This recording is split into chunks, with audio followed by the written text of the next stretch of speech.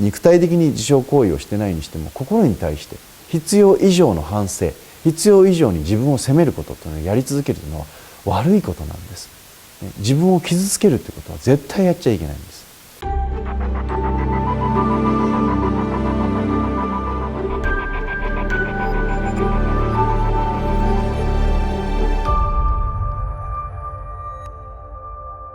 うつ病になってしまった自分が情けないというお悩みです。23歳の女性、システムエンジニアをされているということですね。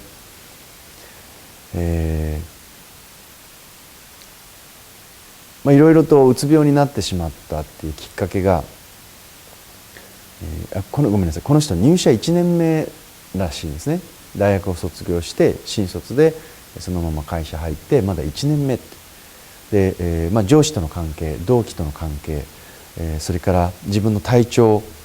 管理不足、そういったものが重なって、で、胃が痛い、頭が痛い、お腹が痛いというものがもう日常化してしまって、食欲が減って、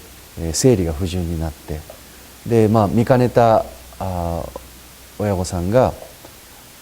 心療内科へ一緒に連れてってくれて、それで、病院の方でうつ病というふうに診断をされて、そして、先生の方からは仕事を休みなさいと、休職しなさいというふうにして言われたけれども、やっぱり、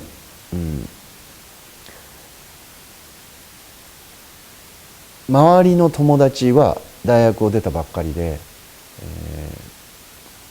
あるいは高校なのかな、分かりませんけれども、出て新卒で入って、就職して頑張ってる、まだ1年目なのにそれが情けないっていう、そういう気持ちもある。それから、仕事でいろいろと上司の問題とかいろいろあったにせよね、トラブルがあったにせよ、1年目でまだ就職したばっかりでうつ病になって辞めるっていう、そういうね、自分が根性のないようなことはしたくないっていう、そういう思いもある。で、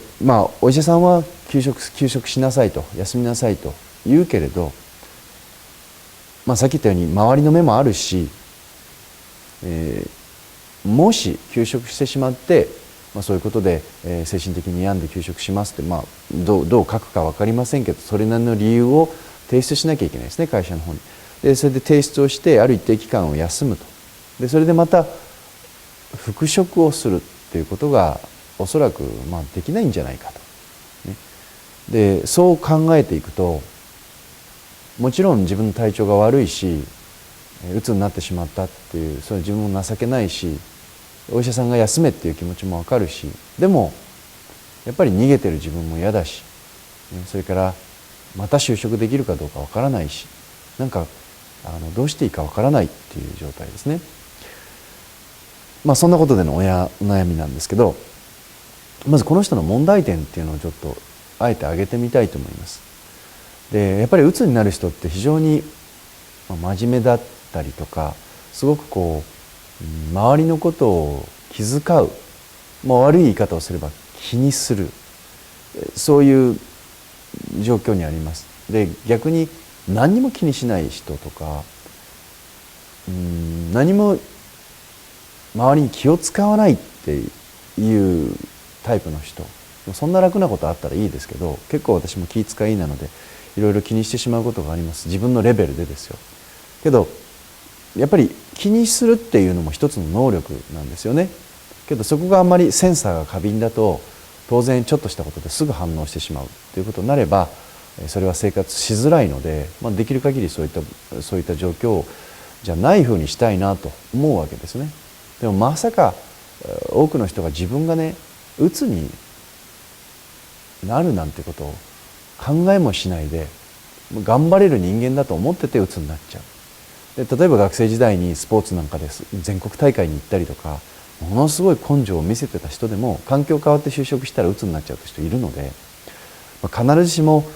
ある分野で頑張っててすごい根性があった、でもそれが違う分野に行ったら通用するかどうかっていうのは分からなかったりするんですね。でこういった問題は今本当心理的なうつの問題っていうのは日本では増え続けてますよね。で一つは本人の問題っていうのもあるでしょう。やっぱり体力が人によって違うように精神力も人によって違うわけですよ。生まれ持ってるのもあるし、育った家庭環境というのもあるし、やっぱり社会全体が非常に鬱になりやすいっていうようなそういった環境であるっていうことが問題かなと思います。それは悪い社会になった、ストレスの多い社会になったっていうことではなくて、社会の問題というのはストレスに弱い人間を育ててしまう社会になっているということなんです。過剰なサービス、過剰な、保護っていうものが知らず知らずのうちに、自分ではそんなつもりはなくても小さいうちに病気に対する免疫力っていうものが育たない。例えば除菌っていうことがブームになって、何でも除菌して何でも不潔なものを清潔なものっていうことをやりすぎてしまうと、体が抵抗力がなくなって菌に対する抵抗っていうものが育たなくて、作られなくて、それで大きな病気にボンとかかってしまいやすいっていうようなこともあります。それと同じように心に対する免疫っていうものを小さい時からやっぱり蓄積するような環境が、それを作り出すような環境がなければ、やっぱり自分は大丈夫と思ってて、ポンと大きなきっかけで、むしろ大きなきっかけでちっちゃなきっかけで簡単に鬱になってしまう、そういう社会背景というのもありますね。ですから問題は、この人の問題というのも確かにあると思うんですけど、社会に対しての問題、社会の問題というのもあると思います。でもそう言っていても仕方がないので、この方が何とか再生したい、頑張りたいっていう気持ちがあるのであれば、やっぱり何とかしたいですよね。で、私が、この中で問題、今お悩みを聞く限りで問題だなと思うのは、この方結構まだ元気だなと。うつって言ってもそこまでものすごくひどい状態にはなってないです。自己分析もできてるし、体調に異変が現れてるとはいえね、ただですね、今言った心と体っていうのがつながってるので、頭痛がしてしまう、腹痛がしてしまう、それからずっと生理不順が続いてしまうと、明らかに体に変調が出てきてるので、心と体っていうものはやっぱりもう密接なんですよね。で、最初心が病んで体に影響が出てきたにしても、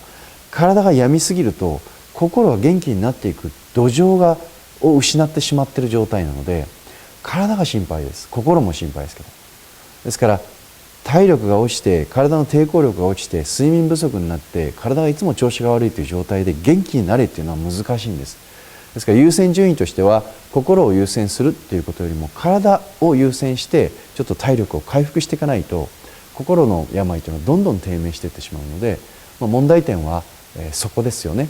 うつを何とかしようとする前に体が病んできているということが一つの大きな問題になっているので、